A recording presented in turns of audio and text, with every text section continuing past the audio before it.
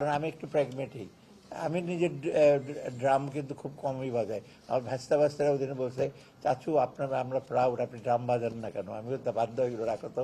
আমি সাধারণত একটু যে আমাদের অনেকগুলো করার ইচ্ছা ছিল, সেগুলো আমরা করতে পারি নাই, আমাদের কাছে এক্সপেকটেশন।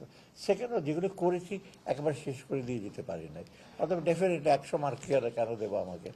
70-80 হলে আমি মনে করি যে উই হ্যাভ স্টার্টেড। এবং কালকে আমি পিআর সেমিনারও বলেছি, আমরা শুরু করে দিলাম। এবং যেগুলো আমরা শুরু করেছি জনগণের স্বার্থের জন্য, আমাদের কোনো এজেন্ডা ছিল না। এবং আমি পলিটিক্যাল স্পেয়ারেও বলছি, আপনারা সহজে কিন্তু এগুলো এড়াতে পারবেন না।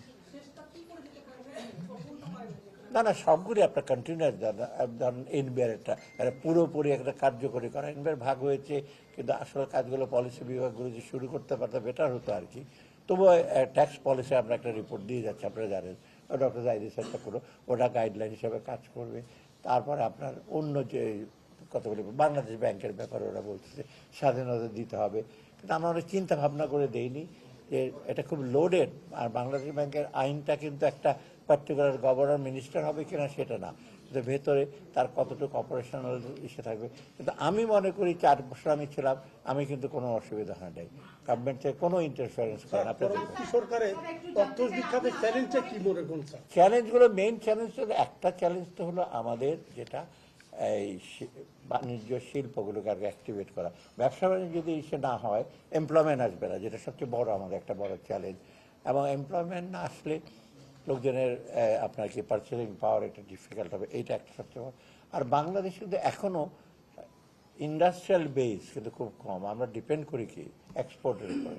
কিন্তু বাংলাদেশ তো আর হংকং আর সিঙ্গাপুর হয়ে যেতে পারবে না। আমাদের নিজস্ব industrial base, small medium enterprise, এটা একটা বড় ইস্যু। সেকেন্ড হলো ইনফ্লেশনটা এখনও আছে।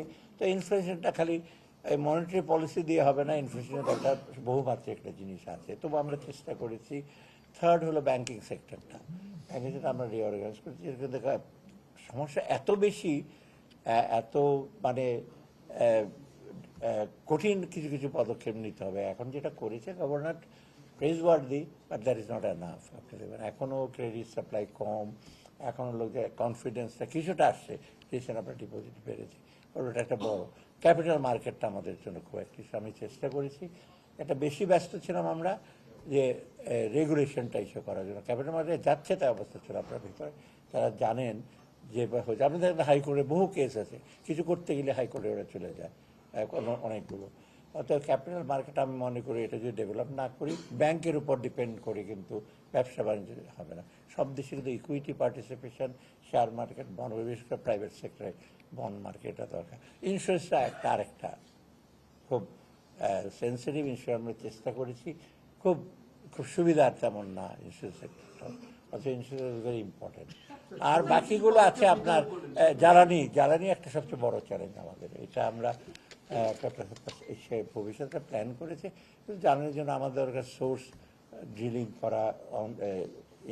যেমন আজকে একটা প্রপোজাল আসলে আমরা ওটা আরেকটু এক্সামিন করে দেখেন, অফশোর ড্রিলিং, তবে অন্য অন্য অল্টারনেটিভ এনার্জি, বিশেষ করে আপনাদের সোলার এনার্জি আমাদের কিন্তু খুব বেশি ডেভেলপ করতে পারি না। সম্পদের হিসাব, প্রথমটা হলো যে অর্থ পাচার করাটা আইডেন্টিফাই করেছে, কিন্তু ডিফিকাল্ট, কিন্তু আপনারা জানেন ভেতর প্রসেসগুলো। আমি এসেই কিন্তু অর্থ পাচার ফার্স্ট মিটিংটা হলো, যেটা 5 বছর পরে মিটিংটা হলো, আপনারা জানেন কি না, মিটিং কিন্তু হয় নাই। তারপর আমরা সাব কমিটি করে দিলাম। কিন্তু অর্থ পাচার করতে প্রথমে তথ্যগুলো নিতে হয়, আমাদের দিক থেকে অ্যাকশনগুলো না নিলে বাইরে যখন আমরা রিকোয়েস্ট করি তখন বলে তোমরা কী করেছো প্রসেসগুলো। আর বাইরে থেকে আনা কিন্তু মিউচুয়াল লিগাল অ্যাসিস্ট্যান্স থেকে খুব কমপ্লিকেটেড, সহজ না। অনেক ফর্ম সই করতে হয়, এবং কিছু কিছু দেশে তারা নিজের ভাষায় করে। যেমন জাপানে যদি আপনি কিছু করতে চান, জাপানিজ ভাষায় ওটা অনুবাদ করতে হবে, হঠাৎ করে আমাকে ফর্ম দিতে হবে, স্যার এটা তো এমনি দিলে চলবে না। যাই হোক, একটু কমপ্লিকেটেড। আর অর্থ যারা পাচার করেছে তারা খুব দক্ষ লোক দিয়েই করেছে। মানে আমরা দক্ষ লোকের চেষ্টা করে ধরতে, আমাদের আরও দক্ষ লোক হয়তো ওরা লেয়ারিং করা হয়, বহুভাবে কাগজপত্র তৈরি করা হয়। তবে আমি বলি আসার কথা যে আইডেন্টিফাই করা গেছে, আপনারা জানেন কারা কারা করেছে, কোন কোন দেশে করেছে। এর চেয়ে বড় ব্যাপক আমাদের বহু লোকের পাসপোর্ট আছে বহু দেশে, এগুলো আমরা জানি কোন দেশে কারা আছে। যাও না, সেটা এক্স্যাক্টলি ফিগারটা আমি বলতে পারি না, আইডেন্টিফাই করে যে কোন কোন দেশে আছে, কারা কারা করেছে, অঙ্কটা আমি বলতে পারি। সেই তথ্যগুলো তো আমি জানি কারা কারা কারা জানি মানে কি না, সবাই আবার পাচার করে ফেলছে যে সব না, কার কার বাইরে অর্থ আছে, কিছুটা আবার আপনার লিগ্যাল অর্থ থাকতে পারে, তাই না? সবাই যে পাচার করে চুরি করে নিয়ে গেছে তা তো বলা যাবে না। তাহলে আমরা যে পাচারের কথাটা বলছি, এখানে কি ওই লিগ্যাল টাকাটা সমাপ্ত করছি? না, লিগ্যাল টাকাটা কিছুটা লিগ্যাল আছে, যে হয়তো বাংলাদেশ ব্যাংক পারমিশন করছে, কিছুটা ধরেন রিটেন আর্নিং, কিছুটা নোস্ট্রো অ্যাকাউন্ট থেকে হয়তো এক্সপোর্ট আর্নিং কিছুটা পোর্শন রাখলো, সেগুলো হয়তো আমাদের মেইন ছিল আপনার যারা 11টা না 12টা বোধ কি ইস্যু আমরা আইডেন্টিফাই করে, বাকিগুলো আছে।